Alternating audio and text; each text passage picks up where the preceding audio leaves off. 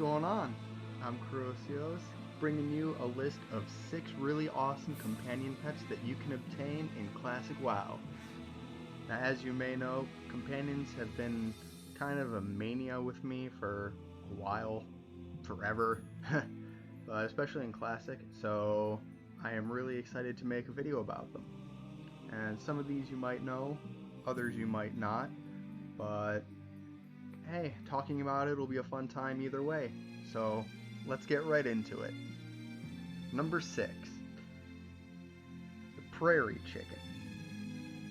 Now this pet can be obtained from doing the quest Cluck in Westfall Zone, which requires you to buy a bag of special chicken feed after chickening at a chicken for quite some time. And then afterwards you need to cheer for the chicken to ask you to turn it in. Back in vanilla, the chicken feed was only available for purchase from a single alliance NPC, Farmer Saldine, so it took a little effort or a good friend on the opposing faction for Horde players to be able to get it. And although most people know about this pet now, way back when, this was a really kind of cool and random secret pet that not a lot of people knew about. Number 5, Siamese Cat. There's a good number of cat companions that you can buy throughout the Elwyn Forest, but one that you cannot purchase from a vendor is the Siamese Cat. This companion drops off the optional boss Cookie in the Dead Mines at around 15%. I say optional because you don't have to kill Cookie to complete the dungeon, only if you're trying to 100% it or just get the loot that he drops. The Dead Mines is located in the Alliance Zone Westfall, so it also makes this a little out of the way for Horde players to obtain. Number 4, Green Wing Macaw. This pet also comes from the Dead Mines. Towards the end of the dungeon, there are mobs known as the Defias Pirates, which are level 18 to 20 elites that drop this really cool companion. At approximately 4%, it's a cool red parrot with green wings. And I think this one is really cool because some of the Defias Pirates actually use the same modeled parrot to fight you as you're progressing through the last room of the dungeon. And this is one I also got back at the end of vanilla or in the early days of the Burning Crusade. And it was one I was really excited to get because I had seen other people, like I had friends who had gotten this one. And I actually had seen it drop too for someone else in a different group that I had been running multiple levels earlier.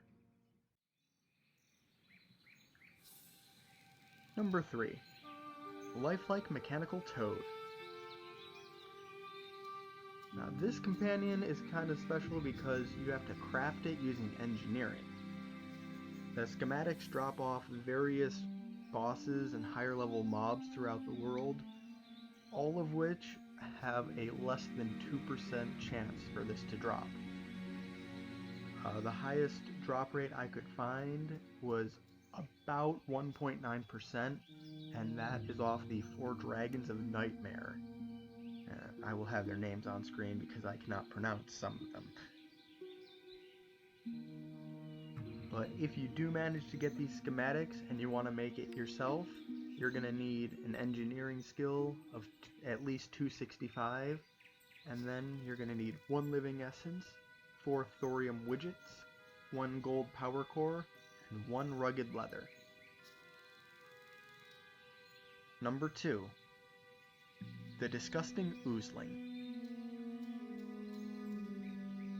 This is kind of a really interesting pet because it's a rare drop that comes from a rare drop. This companion drops out of the oozing bag, and that only has a 1 to 13% drop chance from a wide variety of mobs in the game. The highest chance is off the Flesh Hunter in the Runes of Encourage at about 13%, but that won't be in Classic until the Gates of Encourage open. The second highest drop chance for the Oozing Bag is around 11%, and that is from the Ongar, which is a rare spawn in the Fellwood zone. And the Disgusting Oozling itself drops at around 1.9-ish% from the Oozing Bag. This companion is pretty cool because it also gives you a debuff, so it's really useful for a lot of higher tier raid players who will use its debuff effect when you summon it to knock off other debuffs that they don't want to have in the raid. Number 1. The Whelplings. I decided to group all these together because they all have around the same drop chance, although there are 3 different ones: the Crimson, the Dark, and the Emerald. The Crimson Whelpling drops off 3 different types: the Red Whelps, levels 23 to 24, Crimson Whelps, levels 25 to 26, and Flame Snorting Whelps, levels 26 to 27. All 3 of these whelps are located in the mid-northeastern portion of the wetlands, all within the same general area. The Dark Whelpling drops off of 2 different kinds of whelps: Searing Whelps, level 42 to 43 elites, found in the Duskwallow March, and Scalding Whelps, levels 41 to 43 in the Badlands. If you're going for the Dark Whelpling, I recommend this farming the Scalding Whelps, simply because they're non-elites, so they're much easier to kill. And the Emerald Whelpling. The Emerald one is the most rare out of the 3 because it not only does it have a slightly smaller drop chance than the Crimson and the Dark, but it only drops off of Dreaming Whelps, levels 35 to 36, in the Swamp of Sorrows. And there are only 5 spawn points for this mob, and it makes this a highly sought after companion for any collector due to the fact that it has such a low drop chance and such a small handful of mobs that can drop it. I hope you enjoyed this quick video going over 6 companions that you can obtain in Classic WoW. There are plenty more out there, so I will most likely end up making another video going over even more companions that you can get.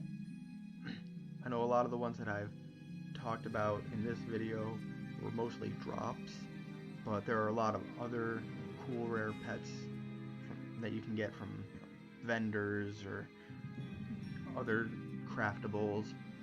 So please like and subscribe if you liked this video, and I hope you all have a terrific day.